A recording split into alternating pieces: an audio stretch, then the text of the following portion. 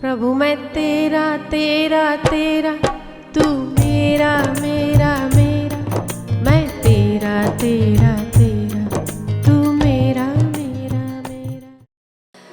परमात्मा ने एक यज्ञ के रूप में हमें पूरा जीवन दिया है, पूरा शरीर दिया है, हमारे परिवार दिए हैं, हमारे कर्तव्य कर्म दिए हैं, प्रकृति दी है हमारे इर्द गिर्द, 5 तत्व दिए हैं, कितना सब कुछ दिया है परमात्मा ने हमारी सुरक्षा के लिए, हमारे विकास के लिए। और जीवन भर में हमने न जाने कितनी कितनी त्रुटियां कर दी हैं। सबसे बड़ी त्रुटि प्रकृति का इम्बैलेंस करना, नदियों का प्रदूषण करना, वायु का प्रदूषण करना, वातावरण को प्रदूषित करना, कितनी सारी चीजें जो हमारे कर्तव्य में आती हैं उनके रख रखाव करने की। परमात्मा ने ऑक्सीजन दिया है भरपूर, पर उसकी हमने कभी कदर नहीं की। क्या हमने कभी पेड़ लगाए? नहीं लगाए। क्या हम कभी पेड़ों के नीचे बैठने का यत्न किया? नहीं किया। वृक्षों में पीपल मैं हूं, क्या कभी हमने पीपल को जाके जल चढ़ाया? नहीं चढ़ाया। क्या हमने कभी हरियाली का सम्मान किया? नहीं किया।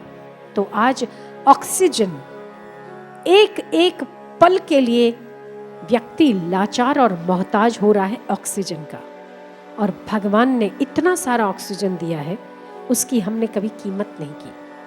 हमारी ये गलती ही रही, तो हम सारी गलतियों के लिए परमात्मा से क्षमा याचना करते हैं। हमें सद्बुद्धि प्रदान करें।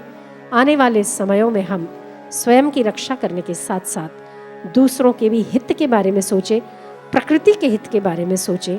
केवल स्वयं का कल्याण करके प्रकृति को विकृत ना करें। हम प्रकृति के सहभागी बने, ताकि परमात्मा की इस सृष्टि में हम कहीं पर भी विरोध पैदा ना करके सहयोगी बनकर मानव मात्र का, अपने परिवार का और स्वयं का कल्याण करें। आप संकल्प लेंगे कि तुरंत ही जहां कहीं लगाया जा सकता है पीपल के वृक्ष 3-4 जरूर लगाओगे, उनका रख रखाव करोगे, उनको बड़ा करोगे, ताकि आप प्रकृति में प्रदूषण मुक्त होने का थोड़ा थोड़ा, ज़्यादा नहीं, थोड़ा थोड़ा यत्न करो। क्योंकि जब आप घर बना रहे थे तब वहाँ कोई जंगल था, उस जंगल में हजारों पेड़ कटे होंगे।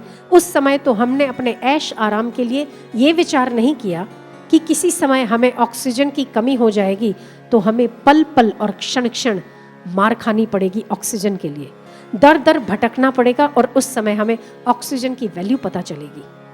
तो हम परमात्मा से ये दिए हुए शरीर का, दिए हुए हमारे कर्तव्यों का निर्वहन ना करने के लिए भी हम दोनों हाथ जोड़कर क्षमा याचना करते हैं। और आइंदा से हम कोशिश करेंगे कि हम प्रकृति में बाधक ना बने, सहायक बने।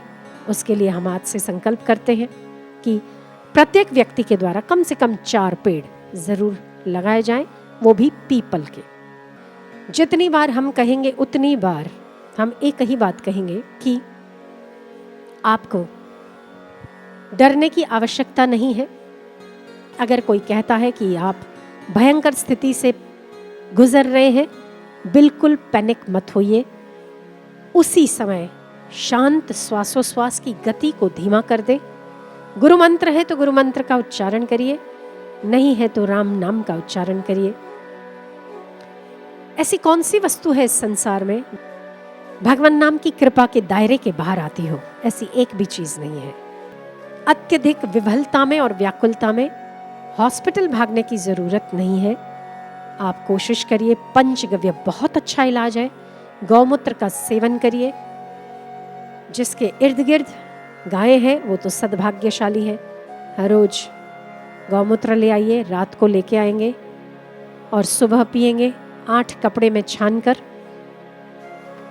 50 ml से कम चलेगा, 50 ml पीना चाहिए, उससे भी कम पिएंगे, गर्मी बहुत है। उसमें पानी भरपूर डालकर 1 गिलास में 50 ml गौमूत्र डालकर उसका सेवन कीजिए।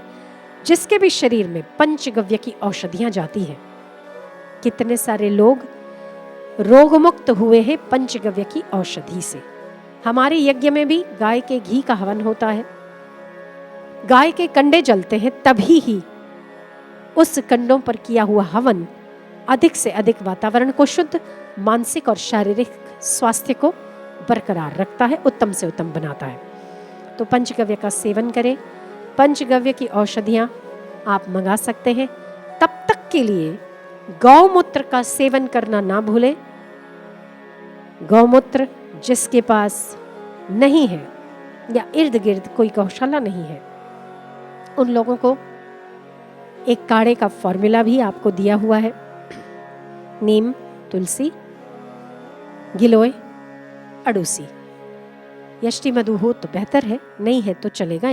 एक गिलास पानी में, एक व्यक्ति के लिए एक गिलास पानी में उबाल कर आधा कर दे और वो छान कर काढ़ा पी ले तो किसी भी प्रकार का वायरस और बैक्टीरिया नाश होते हैं। अपना ख्याल करिए, सावधानी बरतिए, परंतु डरिए नहीं, क्योंकि जो परमात्मा की शरण ग्रहण करता है वो तो सदा से निर्भीक होता आया है। आप भी सदा उनकी शरण होकर निर्भीक रहिए। समय समय पर यज्ञ कर लिया कीजिए। हम तो कहते हैं हर रोज़ ही अगर गाय के कंडे पर घी का और हवन सामग्री का धूप किया जाए तो वातावरण अति पवित्र होता है। राम राम। ख्याल रखिए, स्वस्थ रहिए और निर्भीक रहिए।